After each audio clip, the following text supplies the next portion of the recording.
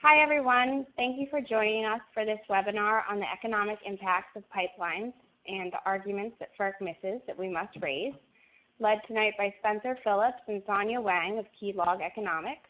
My name is Bridget Brady and I'm an assistant to Maya at the Delaware Riverkeeper Network. I think that most of you are aware of who we are, but for those of you who are new, Maya Van Rossum is the Delaware Riverkeeper, and she leads the Delaware Riverkeeper Network, which is a nonprofit working throughout the entire Delaware River watershed on the issues, actions, regulations, legislation, policies, programs, and decisions that impact the health of our Delaware River watershed, waterways, and our ability to protect and restore them for the benefit of all. We work on a lot of shale gas pipeline projects right now at Delaware Riverkeeper Network. We're currently working on and opposing over a dozen new pipeline or expansion projects within our watershed. And we also do a lot of work at DRN and collaboratively with other organizations to collectively fight against the proliferation of pipelines across the country through both state and federal agencies.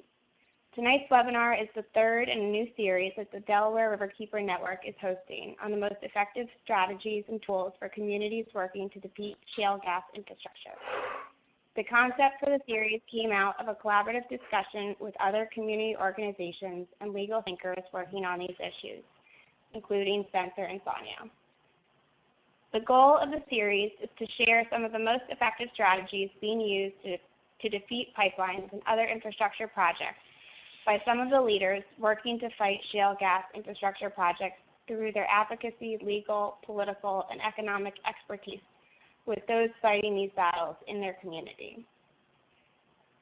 And the idea is to provide the best tools and information that people can use at the state and federal level to defeat each of these individual projects we are all facing across the country, while also strengthening the larger collective battle against FERC and Natural Gas Act. There are going to be 3 more webinars after tonight. You can see them up on the screen here, and we'll also be sending out more information in a follow-up email with links to register. On May 23rd, we're going to be hosting another webinar on the legislative attacks on NEPA and other laws important to pipelines. On June 20th, we'll be hosting a webinar on the Clean Air Act and how that relates to pipeline battles. And on July 11th, we'll be hosting a webinar on climate change and CEQ regulations. So I'm going to turn it over to Spencer and Sonia in a moment, but I wanted to go over a couple of housekeeping points first. So the webinar will be an hour long, and we're going to try to honor that time period. We will have a question and answer session after Spencer and Sonia's presentations. Please direct any questions to Spencer and Sonia while we have this time with them. If we have too many questions and run out of time before we get to all of them, we apologize up front. If you have a question that comes up during the webinar, please just submit it through the text box as you think of it, and then I will pose the question to Spencer and Sonia at the end and allow them to answer. And we are not going to be opening the phone lines for people to ask questions directly. So please just queue them up as they come to you and type them in during the presentation at the text box at the bottom of the screen. I also just wanted to really quickly go over some upcoming important dates that are relevant to tonight's webinar. We're working on organizing a DC Lobby Day towards the end of May, probably May 22nd and 23rd.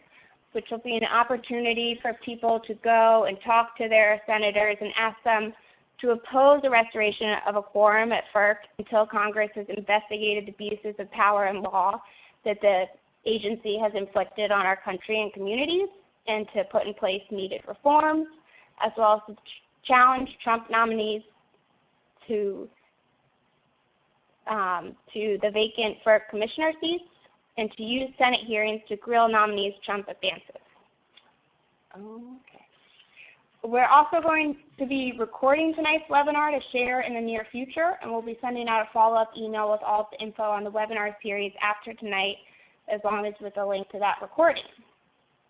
So with that, I'm going to turn it over to Spencer and Sonia to introduce themselves and give their presentation. Thanks, Bridget. And welcome to you all. Glad you had a chance to tune in tonight. If you were in one of our previous webinars focused on the Penn East pipeline, some of this will be a bit of review, but we are going to be talking about these issues across several pipelines that we've analyzed up and down the Marcellus Shale region, and the insights and ideas from which will probably apply to ones that we haven't even looked at yet. So hopefully this will be something that everybody can have some takeaways for. So Keylog Economics is a small employee-owned company. We're based in Charlottesville, Virginia, and those are the four of us. And all of us had a hand in writing one or more of the reports that we drew the information from tonight. And it's the two there on the left, me and Sonia, who will be handling the presentation tonight. But the basic idea is that when FERC looks at interstate natural gas pipeline and other infrastructure transmission applications, they have a policy that suggests that they should be doing a consideration of benefits and costs. But in reality, they kind of either fall asleep on the job or fall down on the job when it comes to taking into account all of the true costs of these pipelines, the potential cost of the proposed pipelines. And they overlook or overblow the benefit side. So we don't dispute that there are certainly some benefits. Obviously, people are going to be employed building these things and operating them in the longer term. But because of the assumptions and the models and the way in which these studies are done, the whatever the benefit is way overinflated beyond anything that would likely be would come about. So on the other side, almost all of the costs are ignored when the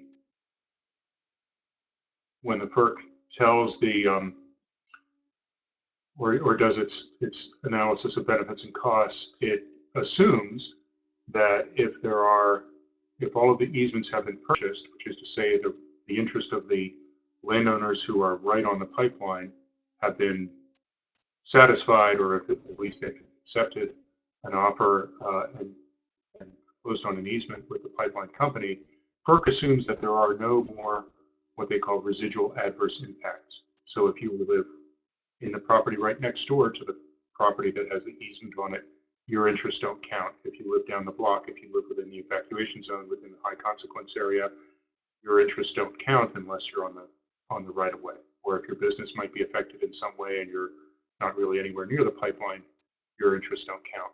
So what we've tried to do is to fill in some of those gaps on those costs that have been ignored or discounted by the FERC. So here's what the policy actually says.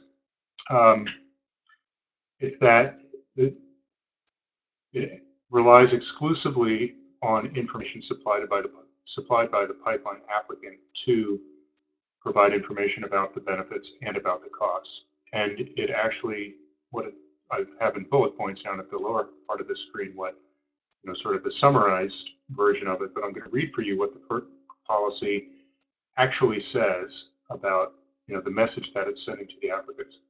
It says, the policy is for the applicant to develop whatever record is necessary, and for the Commission to impose whatever conditions are necessary, for the Commission to be able to find that the benefits to the public from the project outweigh the adverse impact on the relevant interests. So FERC's policy is not to actually know whether the benefits outweigh the costs. Its policy is to be told what the applicant wants FERC to hear so that FERC can tell the applicant what the applicant wants to hear. It kind of turns on its head the whole reason for doing analysis of any sort of federal policy. So what we have done is try to fill in some of those gaps, the stuff that the applicants don't want FERC to hear, the stuff that FERC doesn't want to hear, and we have injected those of the record in these various pipeline processes, and we have worked with groups like Delaware Riverkeeper Network to find ways to hopefully make that information stick and become a stronger part of the way these decisions are made. So a couple of things that we have looked at. We have looked at, ecosystem services, which are the benefits that people obtain from ecosystems. It can be clean water, it can be beauty, it can be recreational opportunity, it can be protection from extreme weather events. And all of those things are produced by the landscape that a pipeline corridor would alter. Forests are very good at producing ecosystem services. The grasslands or the shrublands that a pipeline corridor will become, in a best case scenario, after the forest is mowed down and replaced with a pipeline corridor, don't do such a good job. And so there's a difference between the productivity of the forest and the productivity of the pipeline corridor. We figured that out. This is one of those services that FERC ignores, or costs that FERC ignores completely. We've also looked at property values. It's often first and foremost in landowners' minds when a pipeline is proposed. And FERC ignores this again unless you happen to be the owner of the right-of-way. Your effects on your property value doesn't matter.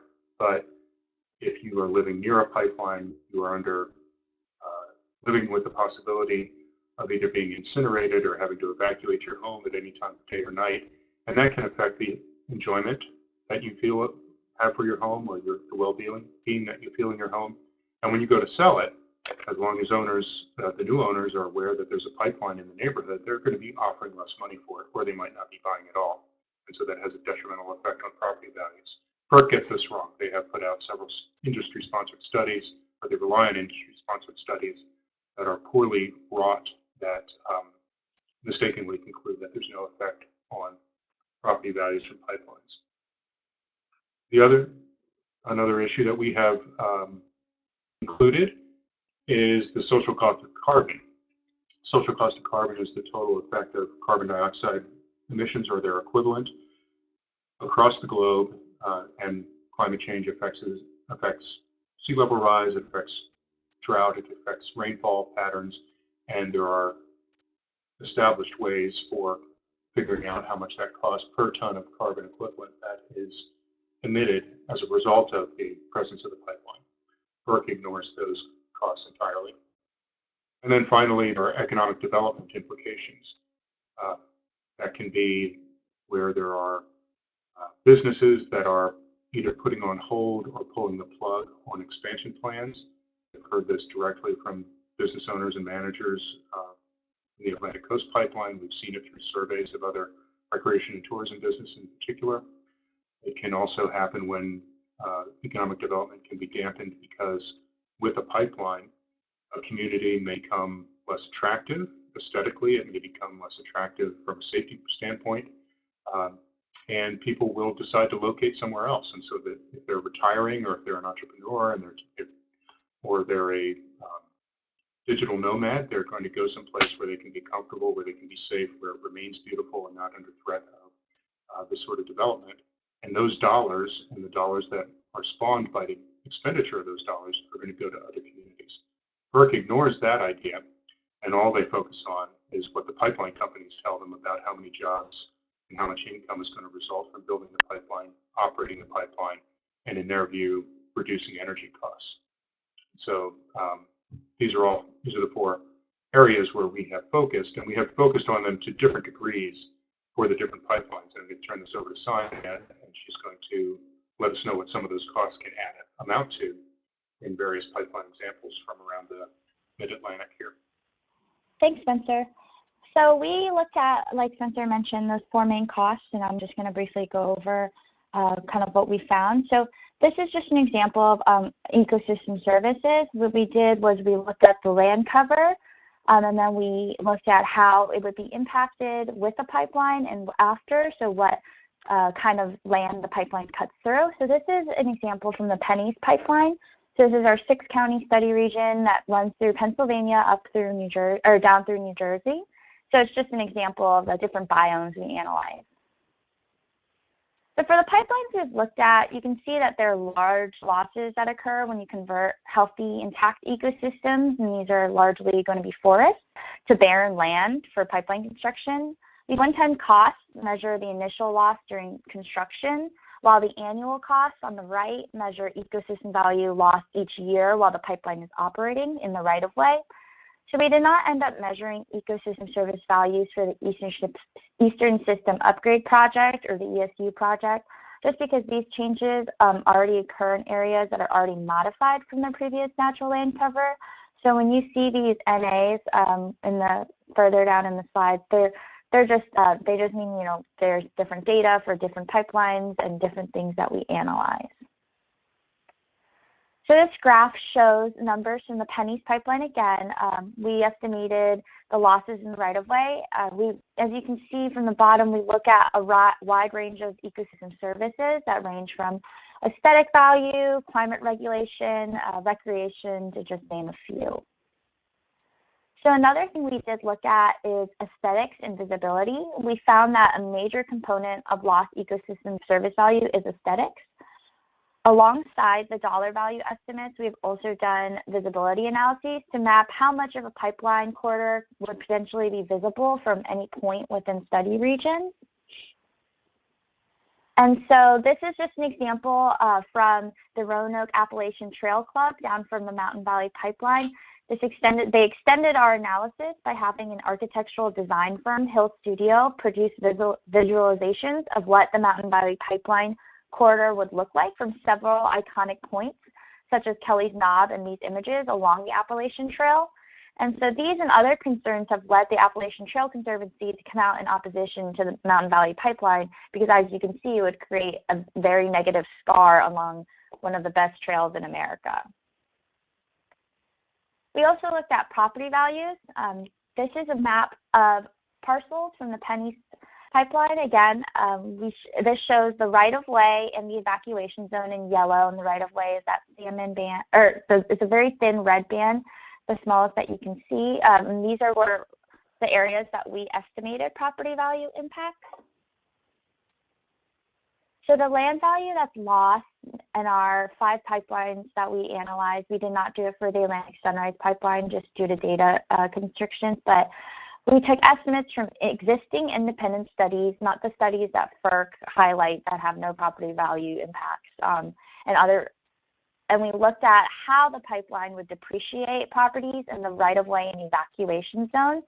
And the evacuation zone, again, is the distance beyond which an unprotected human could escape burn injury in the event of the ignition or explosion of leaking gas. And so for the Penny's Eastern System Upgrade Project, for example, which is our most recent project that we did for DRN, we estimate that properties in the right-of-way could potentially lose between $7,000 and $24,000. And this is just because it's only a 7-mile stretch. So as you can see, for the bigger pipelines, these impacts are much, much larger. And also, as Spencer was saying, FERC is willing to ignore all the costs outside the right-of-way, and these would be the only impacts FERC would consider. So FERC would completely ignore the effect of landowners in the evacuation zone. And so for the Eastern System Upgrade Project, the properties within this evacuation zone can potentially be $753,700. And then there's another issue that deals with the compressor station. As many people commented to FERC and have highlighted they are very worried about property value loss around compressor stations. And we have used an anecdote that found that properties within half a mile of the compressor station lose value. So what we did was we analyzed what this could mean for the proposed compressor stations in Delaware and Sullivan County for the ESU project. And we found that the properties around the proposed stations could potentially lose $1.2 million. And so summing it all up, for example, for the ESU project, the one-time cost from land value loss could reach up to $2 million, something that FERC doesn't consider. So for annual, we looked at property taxes lost due to, from the previous slide, drops in property values. And these are things that local governments would have to make up in some way or some form. And this is just another issue that we believe FERC should really consider, because these are issues that, you know, local governments have to face. They're not going to be compensated for. And so what FERC gets wrong about property values is, like Spencer mentioned before, they cite a lot of industry-sponsored studies that purport to show that there's no impact between pipelines on property values. So this is a picture that is from a 2014 study done by Allen, Williford, and Steele, and it's cited in multiple filings and EISs for several different pipelines. So the problem with this, their study, right, and a lot of the other studies FERC cites is that the authors will oftentimes compare prices of homes and lots on and off a pipeline. And for this specific picture, it's the Transco pipeline operated in Luzerne County, Pennsylvania. So in the map, the green shaded portions or properties are those identified by the authors as on the pipeline because they're crossed by the 50-foot right-of-way. But the orange properties are what the authors call off the pipeline. So the authors don't detect any difference in prices between the green and orange properties. So therefore, they conclude that pipelines have no effect on property value. However, we went back through and found out the evacuation zone for these pipelines for many of the studies, and we found from our GIS analysis that all of the properties within or touched by the high consequence area and all of the properties within the evacuation zone, and all of the properties are completely within the evacuation zone. So therefore, there's no real difference between the green and orange properties that you see from the point of view of a landowner or potential buyer who might be rightly terrified at the prospect of a high consequence or simply concerned about the likelihood of having to evacuate at any time, at any time of the day or any time of the year. So these are the concerns that would drive differences in market prices. But however, because FERC assumes that successful negotiation of a right-of-way easement indicates a lack of residual adverse effect, FERC is clearly ignoring the larger area where land value would be diminished. So studies like the ones that are illustrated here and however are all that FERC cites in its environmental reviews as evidence pipelines have no effect on property values. So what we did was we cited studies that did look at differences in property values, not just that were actually on and off the pipeline, not truly just indistinguishable. So we also looked at the social cost of carbon. So the social cost of carbon is a metric that was developed to kind of estimate how much the combustion of gas that pipelines would transport would impose a further cost. And so this cost varies by year because the emissions today, the social cost of carbon assumes that the emissions today are less costly than emissions in the future. So at a higher discount rate, these more costly future impacts don't carry as much weight as today. And the numbers reported here are associated with the entire project. So for example, we in the Atlantic Coast Pipeline, we looked at a few select counties, but the decatherms per year are going to be transported through the entire Atlantic Coast Pipeline. And so the Eastern System project, for example, would result in the emission of the equivalent of 3.9 million metric tons of carbon every year. And so that cost of those carbon emissions varies depending on how deeply one discounts future impacts, but they can be quite staggering. For example, at a 5% discount rate, it could range from 50.1 to 115 million per year. So another thing to mention about the social cost of carbon is that the Trump administration has recently rescinded guidance that requires federal agencies to use the social cost of carbon in their environmental reviews. However, this executive action does not make the cost go away and instead increases the likelihood that agencies will fail to make economically sound decisions. And in previous FERC proceedings, there's precedent that FERC just does not include the social cost of carbon in its cost analysis. However, we just want to highlight that precedence does not always lead to an economically efficient outcome. The former FERC commissioner, Norman Bay, stated in a kind of like a farewell address that he believes that the commission should be open to analyzing the downstream impacts of the use of natural gas and to performing a life cycle greenhouse gas emission study. So essentially, if FERC wants to do better governance, they should be including this very important cost and not just ignoring it because they have ignored it in the past. Sonia, so if I could jump in. Impacts Sure. Sonia, yeah, let me jump in on one thing because in a previous slide, you folks might have noticed that one of the ecosystem services, whose value is diminished as a result of land conversion, is climate regulation. And that is in addition to these social costs of carbon. What we're looking at on this screen here are the costs of the emissions when the methane is ultimately burned. What we were looking at before is the cost of the failure of the landscape or the diminished capacity of the landscape to continue to absorb carbon that has been released through the combustion process. So they are distinct and additive numbers. I just didn't want people to think we were double counting something on the climate side. Thank you. Thanks so much, Spencer. You bet. And so another issue that we looked at to pick up is economic development foregone. So pipeline projects could potentially dampen or undermine the economic development of the counties impacted due to the loss of scenic and recreational amenities. And this is a very important issue for a lot of people living in potentially pipeline cross country or counties, because these are very scenic and idyllic areas. And so the perception and the reality of this physical danger and environmental and property damage resulting from the project could discourage people from visiting, relocating to, or staying in the region as workers, businesses, or retirees who might have otherwise chosen to locate along the proposed route of any one of these pipelines, but now may end up finding themselves picking different locations that do retain their character and productive and healthy landscapes and their promise for a higher life.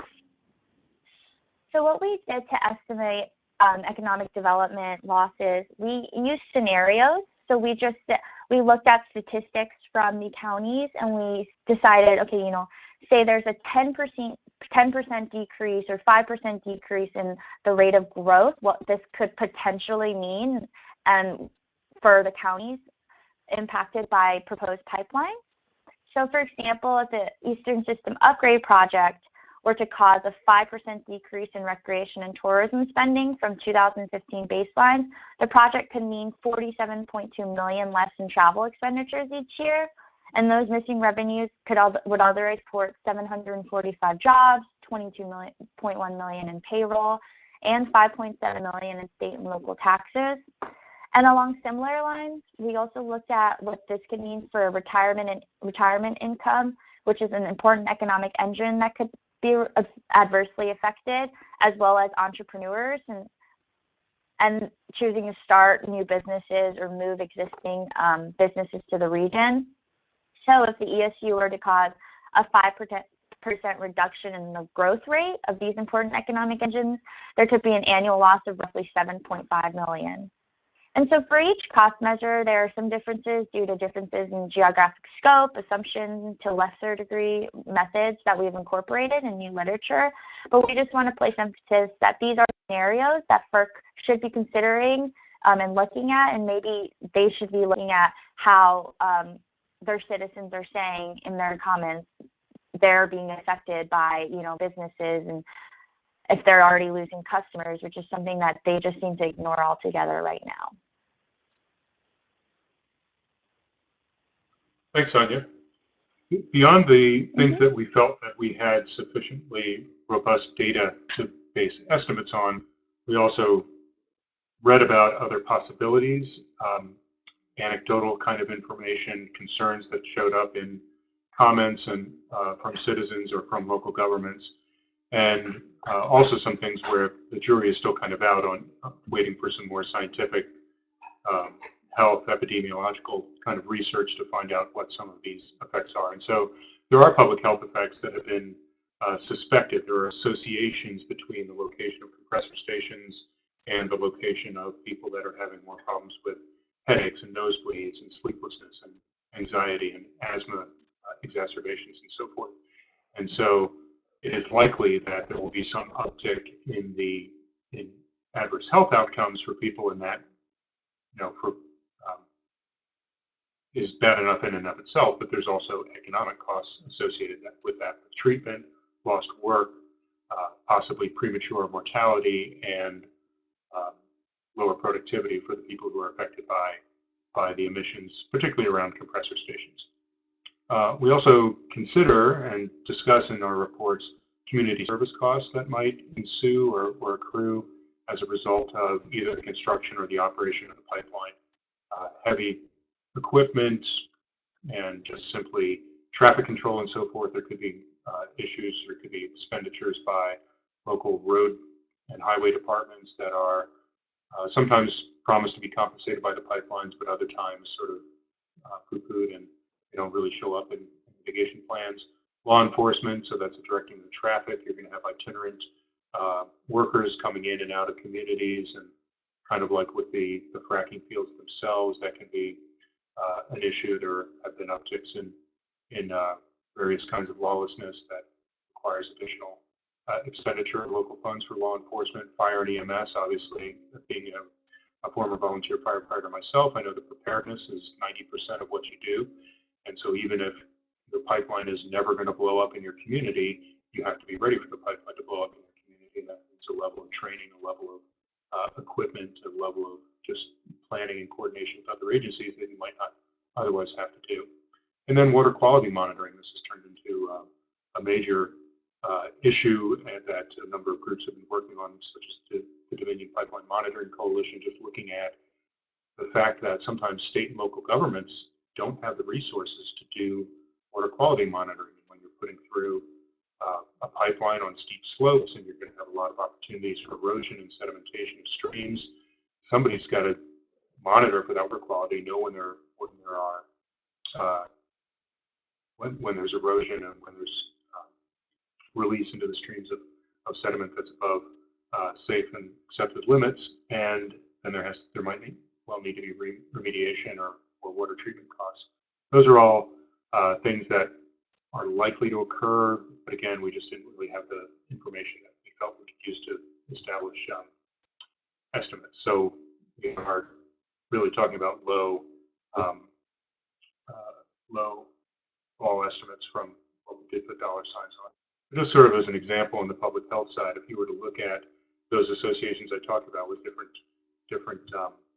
maladies that have been associated with compressor stations, you can see here just from the Eastern System upgrade project, you've got 115 people living within 2 miles, and that's usually where these associations show up.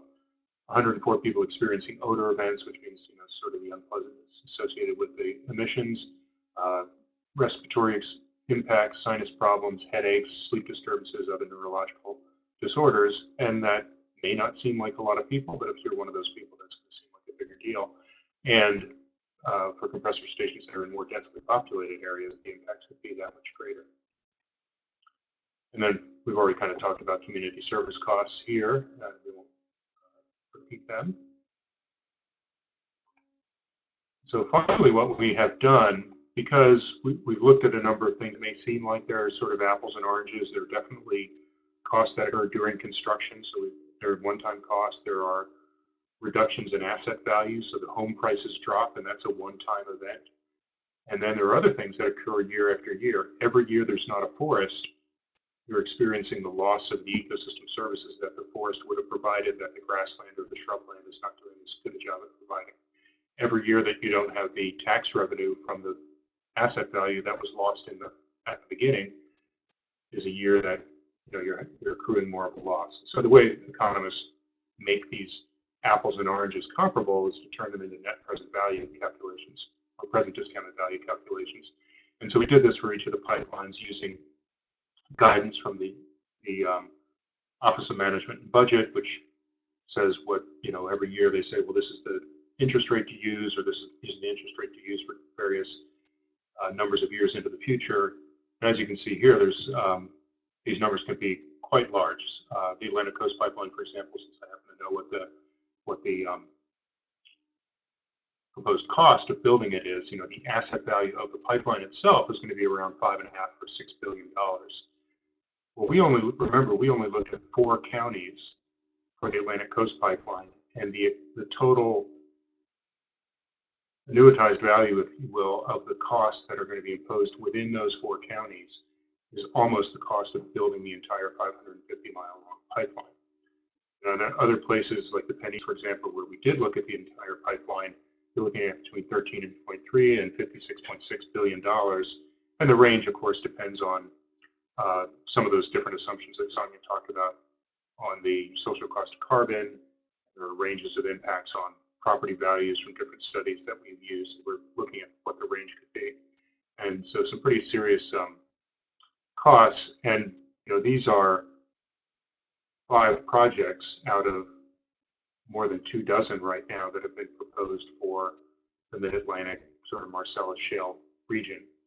And what we're looking at here is really kind of the tip of the iceberg. Now, a couple of caveats. One is wherever we had a choice to make about whether or not we should, you always have to make assumptions when you're doing research and you're filling in, you have data to choose from, or you have to make an assumption about what could happen. We went with the more conservative numbers. We did report the range in some places, but generally speaking, what we reported here are the lower per acre values, the lower property value impacts and that sort of thing. And again, there are several things that we weren't able to count at all. One, we talked about cost of community services, we talked about human health. The other thing that we didn't count is expected losses due to accidents and explosions that actually happen. So property value loss occurs because people are worried about the risk of an accident or an explosion, or maybe they just don't like the aesthetic impact.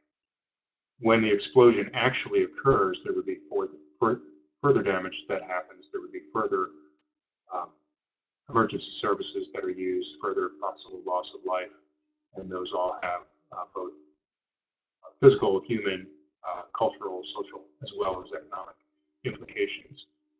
The challenges with estimating that is that for any particular point along the pipeline, the probability that the accident or the explosion will happen right there in any particular year is very, very small. And so we're dealing with low expected values from that, but over 550 miles or over 120 miles of the pipeline, the chances of an accident happening sometime is definitely greater than zero, and then therefore the cost that you would expect to be larger than that. So our website, we have all of these reports up or soon to be up on our website. Delaware Riverkeeper has a couple of them themselves, but you can find all sorts of information about pipeline economics at keylogeconomics.com. And I do want to just put in a little bit of a teaser or a trailer, spoiler alert for some future work that's coming out and some related work that we've already done. One body of work has been to look at all of the comments for some pipelines, and in other cases, a big majority of the comments that have come in to the FERC during either scoping or a draft environmental impact statement comment period or throughout the whole NEPA process, for two reasons. One, so that citizens are able to go back and see in a summary form what the rest of the citizenry, what other residents, what other interested parties have said about these pipelines during scoping and during the DEIS review process, so that when the draft or the final environmental impact statement comes out, you can see whether FERC has actually addressed the things that they were supposed to, which is to say the things that people said they should be looking at. Or you can see whether FERC has brushed aside the concerns of people that are either in fear for their lives or worried about losing their business or their property or their cultural attachment to a place. We have done that for the Atlantic Coast Pipeline, and we've done it for the Penn Pipeline, and we will be out soon with a report for that on the Millennium Eastern System upgrade. And I will say that this is it's a volunteer-run process. We just kind of facilitate it and do some of essentially the back office work and set things up. But it's a crowdsourced effort, and the volunteers are really the ones that chip in and review comments and get the information into a database, and then we help our partners, such as with Delaware Riverkeeper Network, do the analysis. And the other one I see, we already have a comment here about the fact that what the pipeline applicants usually say about the economics of these proposals is how many jobs and how much income and how much energy savings is going to appear for the communities. And then there are politicians who parrot that information, and newspapers kind of buy it hook, line, and sinker. The problem is that all of those estimates, they are the gigantic duck at the rubber duck in one of my earlier slides. They are overinflated due to bad assumptions. And they are simply assumptions and projections. They are not actual data. None of those projections are based on any sort of analysis that says, hey, look, we just built this other pipeline and we're saving all this money on energy. What they do is they run the same kind of theoretical model and put out a new estimate. So what we want to do is look backwards, back to about the year 2000 up to the present, when the Marcellus boom has been happening, when the pipeline construction boom has been happening, and find out whether any of those benefits actually have materialized. We're going to do that using statistical econometrics, a very rigorous process. And we're going to look at job and income creation. We're going to look at job and income loss. So, we're going to hold up the mirror to ourselves and say, well, have we actually seen any changes in retirement income or entrepreneurship or in recreation and tourism spending, other things being equal? That's where this statistical part comes in. And we're also going to look at the energy markets and see whether once you put in a natural gas pipeline, are people actually seeing lower utility bills, either for natural gas or for the electricity that is often generated by combustion of natural gas. So that will be a bit of a process to go through, and I wouldn't expect us to have results anytime early in this year, but do know that it's going to be happening, and I know that we're going to be looking for some folks that are interested in case studies too, to sort of add the color commentary to the dry econometrics and statistics. That will be the bulk of the work. And I think with that, Bridget, we want to go to questions.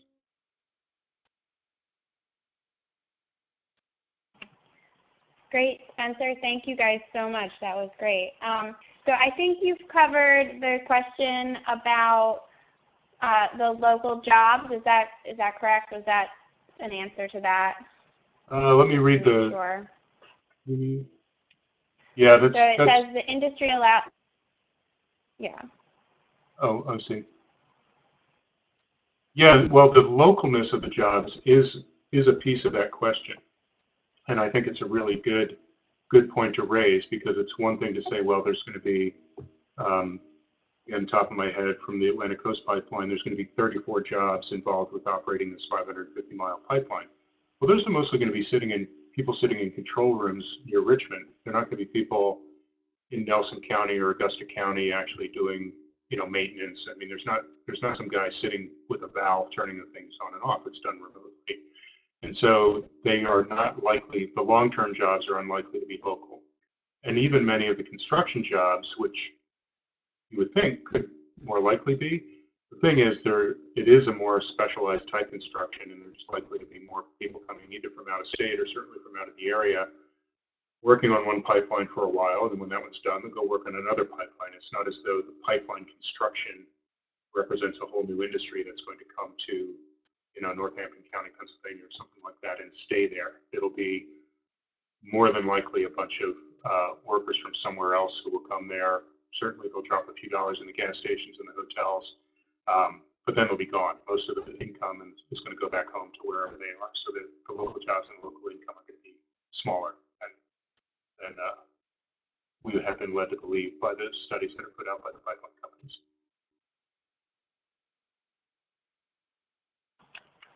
Great. Okay. So the next question we've got is that shouldn't this information be part of an EIS, and FERC should indeed take it into consideration? You noted that they are asleep or not attentive to the issues. Is there appellate review? I am going to, well, on the appellate review, I probably should defer to Bridget, or if there's someone else from DRN on the call who is actually an attorney who can speak to that, but I will answer the first part. Yes, absolutely, this should be part of an EIS, and that is in fact part of the reason why we've done these. We're not necessarily saying that we have all the answers, but what we're saying is here are several potentially large costs that are being systematically ignored by the way FERC does its EISs, the way FERC does its overall pipeline review process. And so what we're trying to say is, hey, FERC, include this in your EIS. What we found what they actually do is they turn back to exactly the same consultants for the applicants who wrote the flawed studies in the first place, the same folks that are saying there is no such thing as a property value loss from a pipeline installation, and then they will respond to our study and say, well, we can't believe PLOG's study because we have this other study that we already told you about that says there's no impact for property values. And it really devolves a bit into gainsaying, but because it does, and this is where I will quickly get out of my depth from a legal standpoint, is that seems to me is to meet the very definition of the agency being arbitrary and capricious. It is listening to the applicant's version of facts and ignoring other facts that are presented to it, and not offering really any valid critique or what the doesn't try to weigh the two different sets of information, and it doesn't go and do any of its own analysis either. The Office of Energy Projects, which is one of the pieces within the Federal Energy Regulatory Commission and the folks that evaluate these pipeline projects, does not have a single sole economist on its staff. And my slide is actually a little bit generous. It's not that folks have fallen asleep in their economics class. It's just they were never there in the first place. There is nobody in this agency who is qualified to evaluate the economic benefit claims or the claims of no environmental cost impact. In fact, they're not qualified to evaluate the information we're giving to them. So they're really just not doing their job. And they can't, and yet they have a policy that says they will only approve pipelines that do not have residual adverse effects on the economy. They have no capacity and apparently no interest in actually making that evaluation. I'll get off my soapbox.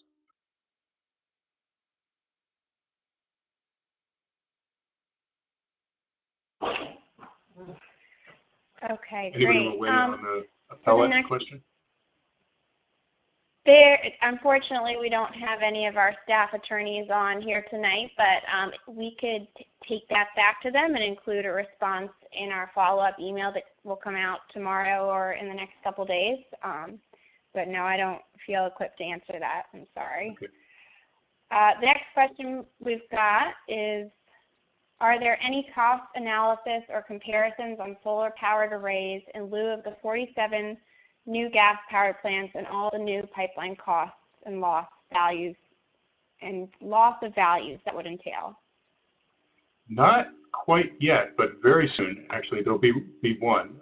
One of the things that we have done with the Penn East pipeline is Kara, who's one of our co-authors, you saw her picture up at the beginning, has just completed her master's research in the School of Public Policy at the University of Virginia. And what she did was look at the Penn East pipeline, which much of its gas is going to go to power generation, figured out how much of the gas was going to go to power generation, how much electricity could potentially be generated, and then asked the question, okay, suppose we don't have the gas pipeline to provide fuel for thermal electric power generation, but we're instead going to go to a solar or a solar plus energy efficiency strategy. What would the environmental costs of that be? And because we're still reviewing that, I don't want to pretend that I know what the results are, but I can tell you that it appears to be that the net benefit, when you consider job creation from models that are used by the U.S. Department of Energy, and when you consider zero carbon emissions from the operation of a solar plant versus from the operation of a gas-fired plant, and when you consider the ecosystem service impacts of siting solar versus siting the pipeline, the net benefits to society are actually positive and much more favorable than you get from the pipeline.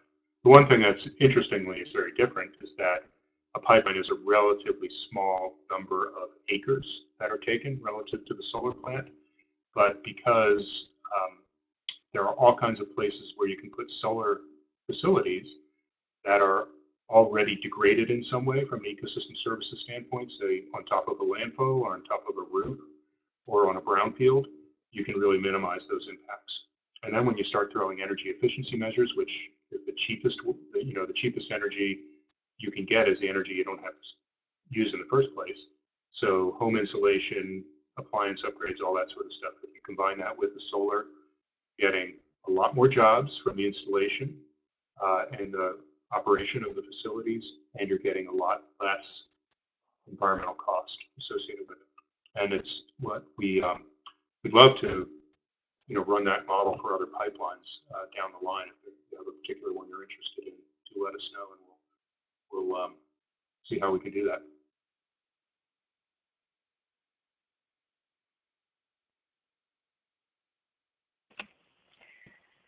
Okay, so we have one more as of right now that is a gas power plant question, but somewhat related.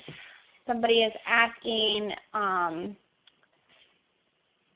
big the evacuation area around gas power plants are. They've not been able to find any information on this as opposed to pipelines. Yeah, boy. I imagine that is a much more complex question. The way it works for a pipeline, which is a single pipe, and there's a formula that is a function of the diameter of the pipe and the operating pressure. And the bigger the pipe and the higher the pressure, the farther away you want to be if it flows up. In a gas-fired power plant, you certainly have a single pipe coming into it, which is probably going to be smaller diameter and lower pressure than the big interstate transmission pipeline. But then you have lots of pipes running around the power plant. So it might be a smaller volume of gas that could explode at any one time, or it might be a bigger area simply because there's more gas on hand. I really don't know, but I'm sure there's. Well, you've looked and you haven't found the answer, but I would imagine that somebody has an emergency services plan written up. Like I said, any fire department or local emergency response, regional emergency response agency is going to have a binder somewhere or a file on a laptop sitting on a fire truck that says what to do if there's an incident at a gas-fired power plant, and that will include how big an evacuation radius it would involve. So you might just call your fire chief and ask him about that plan.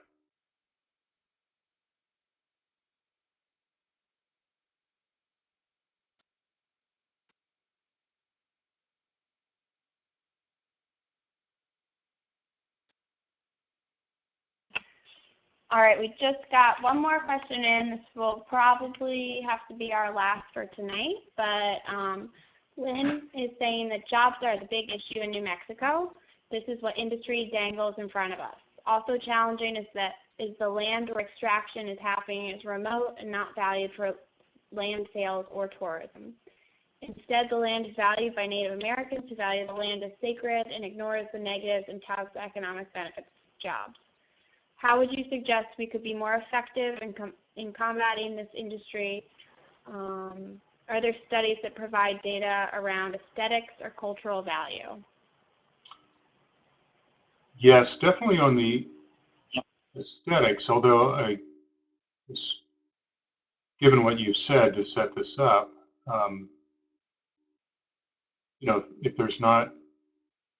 if the land is not either developable because it is, maybe it's a sacred site, or maybe there just isn't, or it's not in demand for development, then the question of how the aesthetics, a change in the aesthetics would affect the sale price of the land becomes a little bit moot.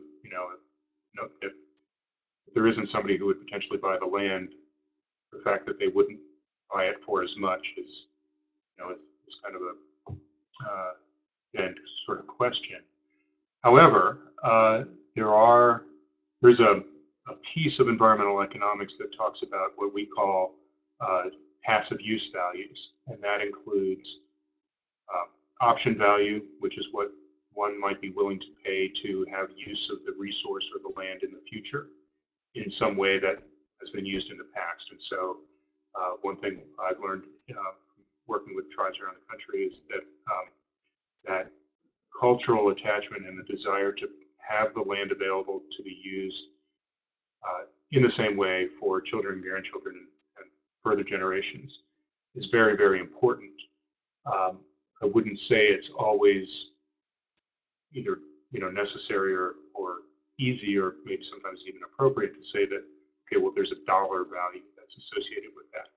But there is a conceptual, well-established conceptual framework dating back over 40, almost 50 years now that sets the precedent for that.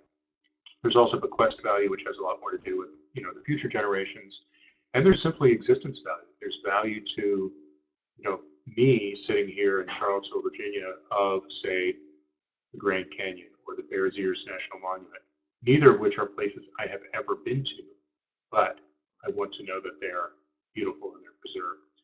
And so there are those benefits, and the National Environmental Policy Act requires agencies to consider all of the environmental effects of a federal action, not just the environmental effects that it's really easy to put a price tag on, or not just the environmental effects that can be measured with a yardstick or a windsock or something like that. So they do matter. It just becomes a little bit, somebody's talking about jobs, like you say, they're dangling that job promise out in front of you, and you're not able to necessarily turn right back around and say, yeah, but there are other jobs that are going to be lost, even if those jobs that you're promising do show up. They're saying there's going to be jobs, and you're saying people are going to lose their cultural attachment, and that's going to be that will impact their welfare, and theoretically that's a dollar value thing, but it's a human effect, and it matters, and it should be considered by any agency that's doing an honest job of the National Environmental Policy Act process.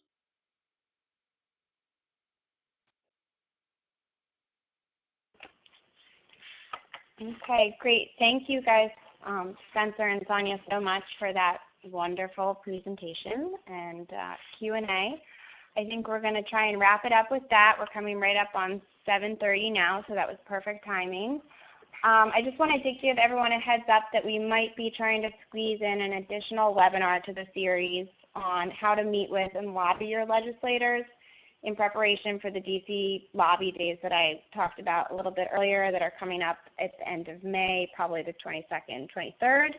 So keep an eye out for that, and we'll be sending out a follow-up email with more info on all of that, as well as a recording of tonight's webinar and links to some of the reports that Spencer and Sonia have talked about tonight. So with that, I think we'll say thank you guys for a great webinar and have a good night. Thank you guys. Thank you. Thanks. Bye-bye. Bye-bye.